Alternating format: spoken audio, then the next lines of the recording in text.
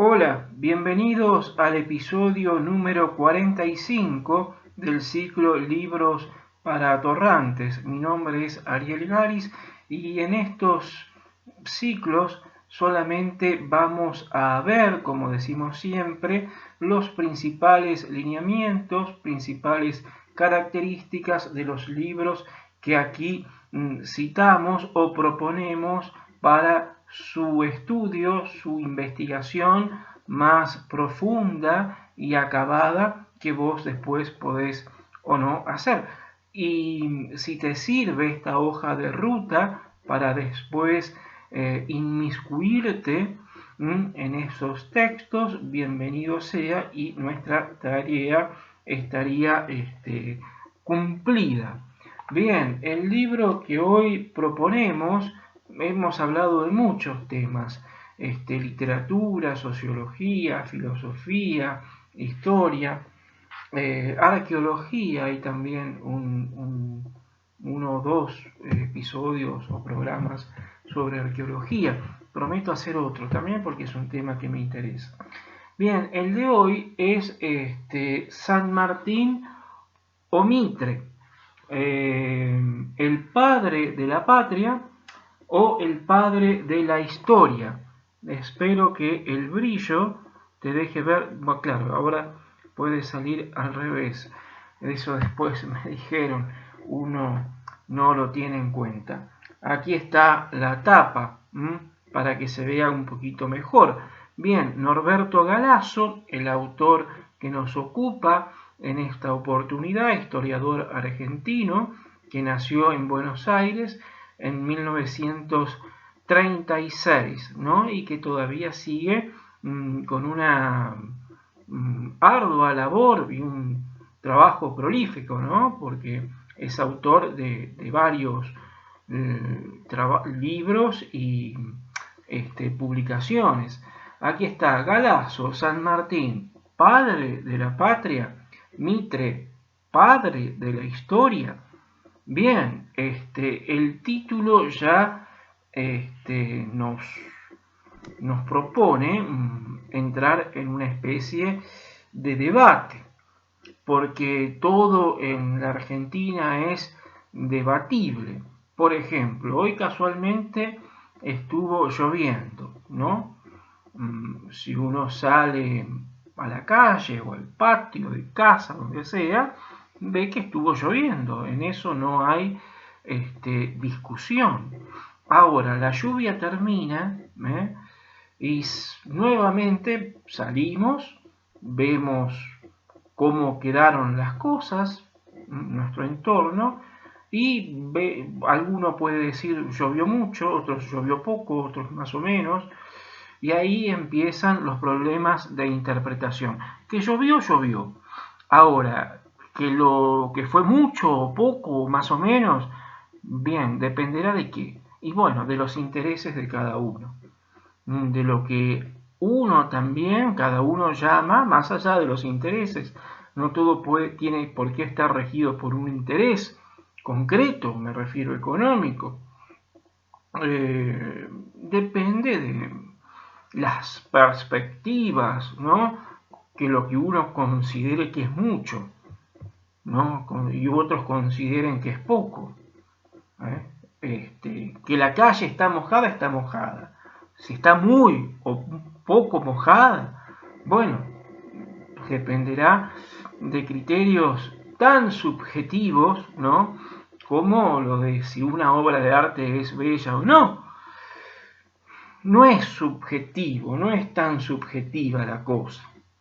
Porque si tenemos en cuenta los parámetros de belleza, lo subjetivo allí nos puede causar una mala, digamos, una equivocada, no muy profunda idea de lo que el arte es.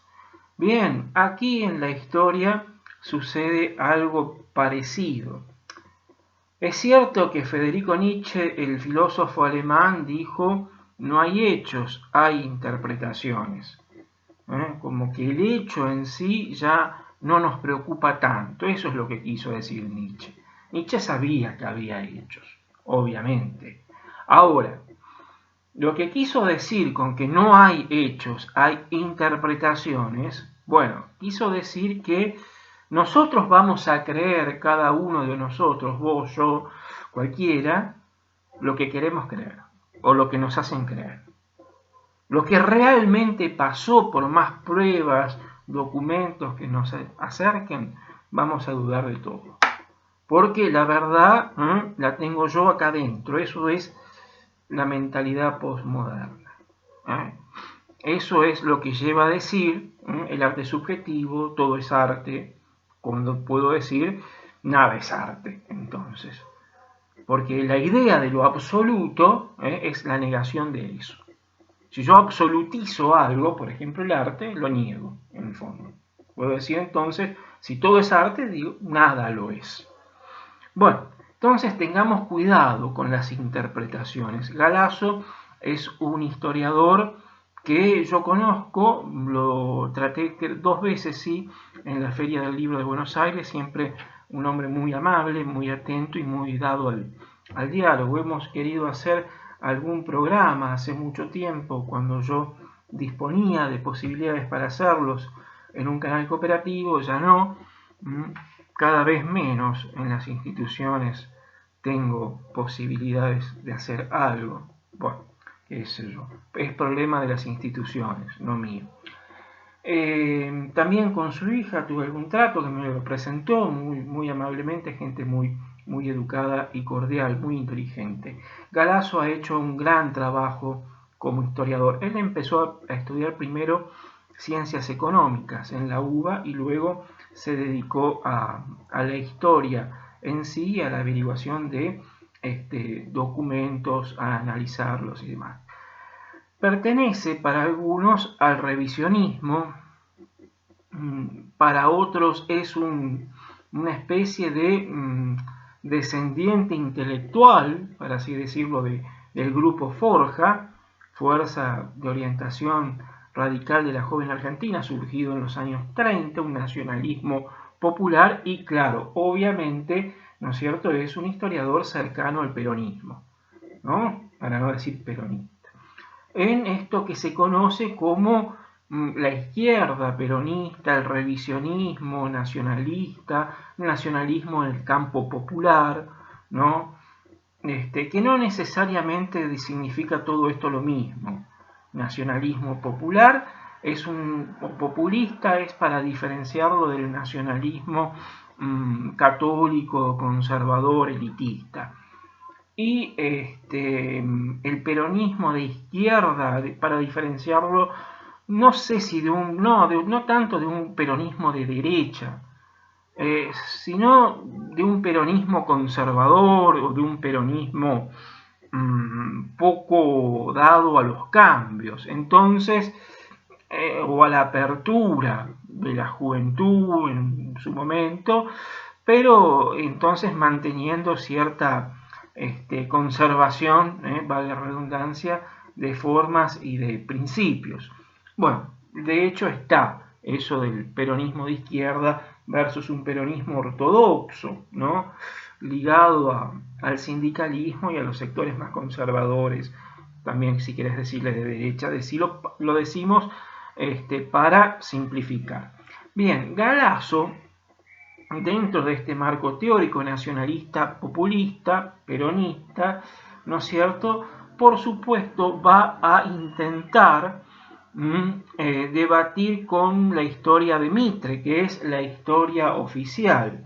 Mitre inaugura la historiografía argentina, la historia de cómo se escribe la historia.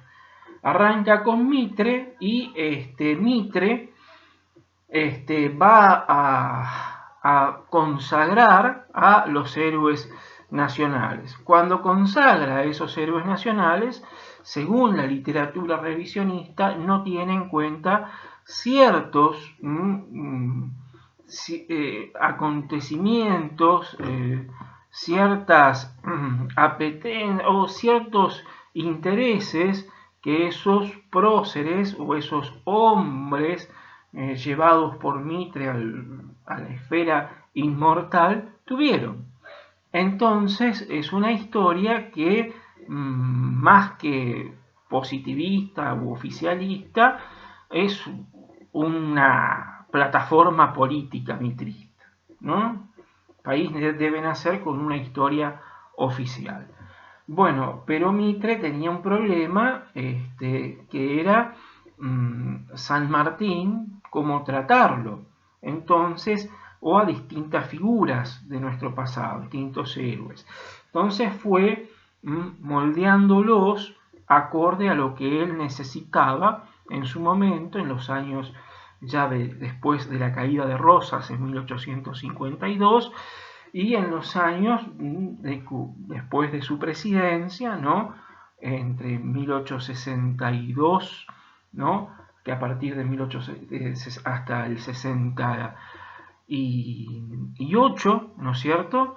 Claro, luego empieza a proclamar, es el general victorioso en las batallas también de Caseros, ¿no? Y de Pavón en el 61, y también es victorioso en el terreno intelectual porque impuso una bibliografía, una historiografía. Victoria Ocampo, la escritora, va a decir, en definitiva, claro, cuando lee la historia de Mitre, dice, bueno, la historia argentina es la historia de nuestras familias. Galasso quiere decirnos en su libro que si Mitre es el padre de la historia, entonces San Martín hay que ver si es el padre de la patria, porque no, San Martín no es el prócer, el hombre, el libertador que Mitre fue señalando, que Mitre fue describiéndonos. Lo del movimiento de mayo de 1810 hay que verlo desde la perspectiva de lo que sucedía en España. Ya Fernando VII no era monarca. En 1808 Napoleón invadió España. Entonces, ¿contra quiénes se levantan los libertadores? ¿Contra España o contra Napoleón? ¿Qué sucedió acá? ¿Por qué en el continente americano volvió San Martín en 1808? Hay un llamado de la selva, entre comillas, que dijo voy a luchar por mis hermanos, porque él nace en tierras americanas, en tierras de lo que hoy es la Argentina. Voy a luchar contra un enemigo realista por la emancipación de América. Bien, aquí se tienen en cuenta otras tesis, y lo interesante de Galasso es que pone a todas en comparación. Por ejemplo, ¿no? La del Marqués de Lozoya, que ya señalaba, miren los historiadores españoles, lo que también lo hicieron historiadores argentinos, que no hubo una guerra por la independencia. No hubo una guerra de naciones contra una nación, la metrópoli, sino que se trató de una guerra civil, la Gran Guerra Civil Hispanoamericana, divididos por una cuestión ideológica, ¿no? Aunque esa palabra todavía ya existía, sí, a partir de 1800, 1810 ya existía, no estaba popularizada. Fue una cuestión política, una cuestión de principios. Si las monarquías iban a continuar o si lo que había ocurrido en 1789 en Francia podía repetirse en otros lugares. Eso es lo que hubo. De allí se explica que muchos criollos, muchos nacidos en América, hayan estado del bando realista y que muchos españoles, nacidos en la península obviamente, hayan estado del bando patriota, llamado del independentista, ¿no? Las cosas no estaban muy claras. Siguiendo esta postura que muchos como Terraño hablan del plan Maitland, bueno, que lo del cruce de los Andes ya estaba previsto en los planes en Londres y que San Martín antes de zarpar con Alvear rumbo a Buenos Aires se enteró de eso en Londres, puede ser, para ir a liberar a América a través del cruce de los Andes por el Pacífico y llegar a Lima, el bastión del poder realista. Bueno, son debates. San Martín sí es el padre de la patria. Mitre es el que inaugura la historia, que después hubo la oportunidad para poder decir no fue tanto como Mitre lo contó. Chao.